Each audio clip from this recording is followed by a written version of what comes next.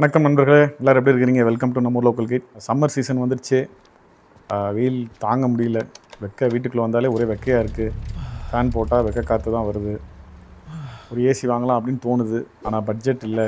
இப்போ ஒரு air cooler வாங்கலாமா அப்படின்னு சொல்லி ஒரு ஐடியா இருக்குது. ஆனால் ஏர் கூலர்லேயும் பார்த்தா நிறைய டைப்ஸ் இருக்குது. பர்சனல் ஏர் கூலராக, டவர் ஏர் கூலராக, டெசர்ட் ஏர் கூலர் அப்படின்னு இருக்கும். அதே மாதிரி அந்த டேங்க் கெப்பாசிட்டியை பொறுத்த மாறுபடும். 20 லிட்டரு, 40 லிட்டரு, 80 லிட்டரு அப்படின்னு சொல்லியிருக்கோம். அப்புறம் ஒரு ஏர் கூலரில் வந்து ஹனிகாம் பேட் யூஸ் பண்ணியிருப்பாங்க. ஒரு இதில் வந்து அந்த பழைய டைப் அந்த வக்கோல் இருக்கும். ஸோ இந்த மாதிரி உங்களுக்கு நிறைய கன்ஃபியூஷன்ஸ் கூட இருக்கலாம். ஸோ இந்த வீடியோவில் எப்படி உங்கள் ரூம்க்கு ஏற்ற ஒரு ஏர் கூலர் வந்து சூஸ் பண்ணலாம், அதே மாதிரி ஏர் கூலர் வந்து எஃபிஷியண்ட்டாக இருக்குதா அப்படிங்கிறதெல்லாம் வந்து இந்த வீடியோவில் நம்ம பார்க்கலாம். ஏர் கூலர் யூஸ் பண்ணுறவங்க ஒரு காமனாக ஒரு மிஸ்டேக் பண்ணுறாங்க. ஏன்னா சில கமெண்ட்ஸ்லாம் பார்க்க முடியுது, ஏர் கூலர் வாங்கி எங்களுக்கு பிரோஜனம் இல்லை, அந்தளவுக்கு வந்து எஃபிஷியண்ட்டாக இல்லை, ஃபேனே பரவாயில்ல அப்படிங்கிற மாதிரிலாம் சில பேர் சொல்கிறாங்க. பட் அவங்க ஒரு மிஸ்டேக் பண்ணியிருக்கிறத நம்மளால் பார்க்க முடியுது. அதையும் வந்து இந்த வீடியோவில் கவர் பண்ணியிருக்கேன். வாங்க இந்த வீடியோக்குள்ளே போகலாம். ஃபஸ்ட்டு உங்கள் ரூம் சைஸ் என்ன அப்படிங்கிறத டிசைட் பண்ணிக்கோங்க. உங்கள் ரூம் சைஸ் வந்து ஒரு 15க்கு 10 இருக்குது, ஒரு 150 ஸ்கொயர் ஃபீட்டுக்குள்ளே இருக்குது அப்படின்னா அதை வந்து நம்ம சின்ன ரூம் சைஸ் அப்படின்னு சொல்லி நம்ம கேட்டகரைஸ் பண்ணலாம். 150லேருந்து ஒரு 300 ஸ்கொயர் ஃபீட்டுக்குள்ளே இருக்குது அப்படின்னா ஒரு மீடியம் சைஸ் ரூம் அப்படின்னு சொல்லி கேட்டகரைஸ் பண்ணலாம். 300 ஸ்கொயர் ஃபீட்டுக்கு மேலே இருக்குது அப்படின்னா அது வந்து பெரிய ரூம். ஸோ அப்போ சின்ன ரூமாக இருந்துச்சு அப்படின்னா பர்சனல் ஏர் கூலரே உங்களுக்கு வந்து போதுமானது. அது பட்ஜெட்டுக்குள்ளேயும் இருக்கும். ஒரு 8000 ரூபாக்குள்ளேயே போகணும், உங்களுக்கு நல்ல பிராண்டட் பர்சனல் ஏர் கூலர் கிடைக்கும். ஒருவேளை 150லேருந்து 300 ஸ்கொயர் ஃபீட்டில் இருக்குது அப்படின்னா உங்களுக்கு வந்துட்டு டவர் ஏர் கூலர் வந்து சூட் ஆகும்.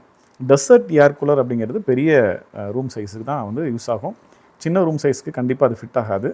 அதையும் வந்து நம்ம டீட்டெயிலாக பார்க்கலாம். ஓகே, நம்ம ரூம் சைஸ் வந்து இப்போ 150 ஸ்கொயர் ஃபீட்டுக்குள்ளே தான் இருக்குது அப்படின்னா நம்ம தாராளமாக பர்சனல் ஏர் கூலருக்கு போகலாம்.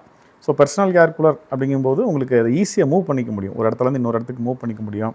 அதே மாதிரி அது பவர் கன்சம்ஷன் வந்து பார்த்திங்கன்னா ரொம்ப கம்மியான ஒரு பவர் கன்சம்ஷன் தான் இருக்கும். அதே மாதிரி ஒரு ரொம்ப கம்மியான பட்ஜெட்லேயே கிடைக்கும். ஒரு 8000 ருபீஸ்க்குள்ளேயே வந்து ஆல்ரெடி சொன்ன மாதிரி ஒரு நல்ல பிராண்டட் பர்சனல் ஏர் கூலர் நீங்கள் வாங்கிக்க முடியும். ஸோ இந்த ரூம் சைஸும் ஒரு மீடியமாக இருக்குது. 150லேருந்து ஒரு 300 ஸ்கொயர் ஃபீட்டுக்குள்ளே இருக்குது அப்படின்னா நீங்கள் வந்து டவர் ஏர் கூலர் போகலாம். ஸோ டவர் ஏர் கூலரில் வந்து கெப்பாசிட்டி, வாட்டர் டேங்க் கெப்பாசிட்டி வந்து பார்த்திங்க அப்படின்னா ஒரு 40 to 60 லிட்டர்ஸ் வரைக்கும் இருக்கலாம். அது வந்து உங்களுக்கு ஸ்பேஸும் வந்து அதிகமாக ஆக்குப்பை பண்ணாது. அப்போ உங்களுக்கு வந்து ஈஸியாக ஒரு இடத்துல ஓரமாக ஒதுக்கி வச்சுக்க முடியும்.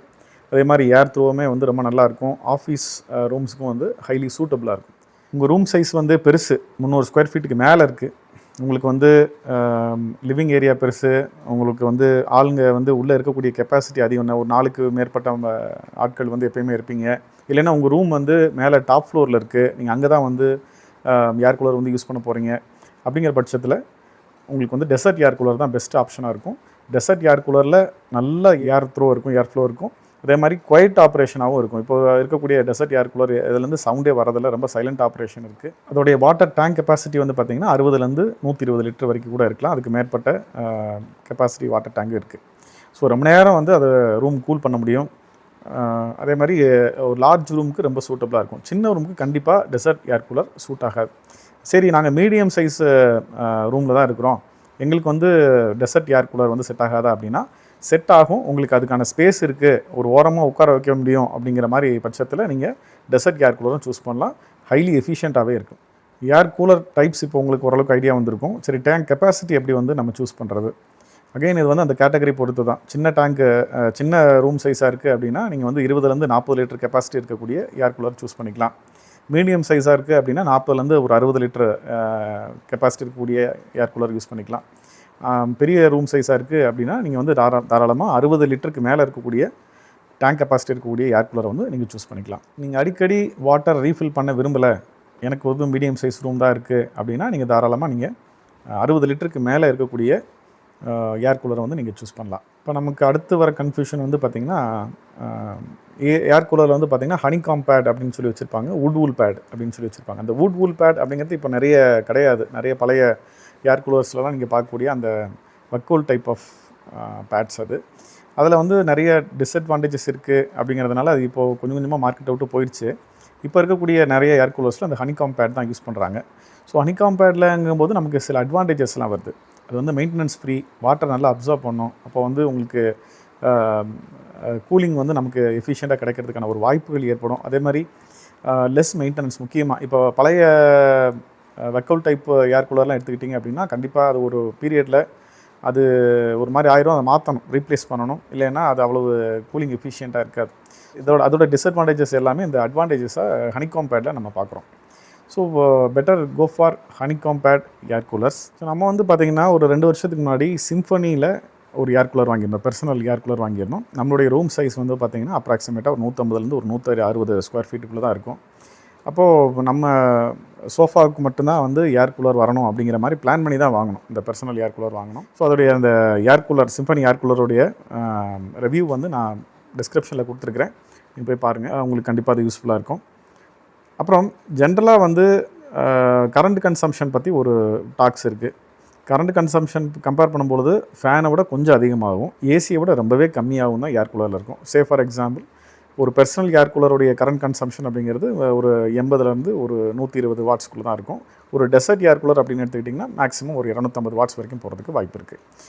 அப்புறம் காமனாக வந்து ஒரு தப்பு பண்ணுறது, ஏர் கூலர் யூஸ் பண்ணுறவங்க ஒரு பண்ணுற தப்பு என்ன அப்படின்னா, எல்லாத்தையும் க்ளோஸ் பண்ணிடுவாங்க. எல்லாத்தையும் க்ளோஸ் பண்ணிவிட்டு அந்த ஏர் கூலர் யூஸ் பண்ணிகிட்டு இருப்பாங்க.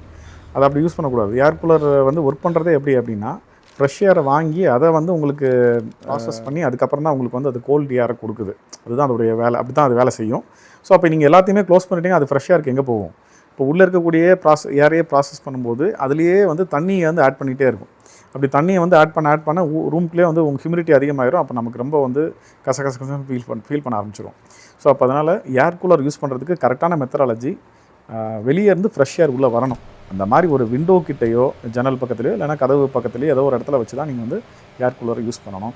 ஒரு க்ளோஸ்டு ரூம்குள்ளே 100% க்ளோஸ்டு ரூம்குள்ளே நம்ம ஏர் கூலரை யூஸ் பண்ணோம் அப்படின்னா அதோட எஃபிஷியன்சி ரொம்ப ரொம்ப கம்மியாக இருக்கும். இன்னும் சொல்லப்போனால் ஃபேன்லேருந்து வரக்கூடிய கம்ஃபர்ட்னஸ் கூட அந்த ஏர் கூலர்லேருந்து வராது.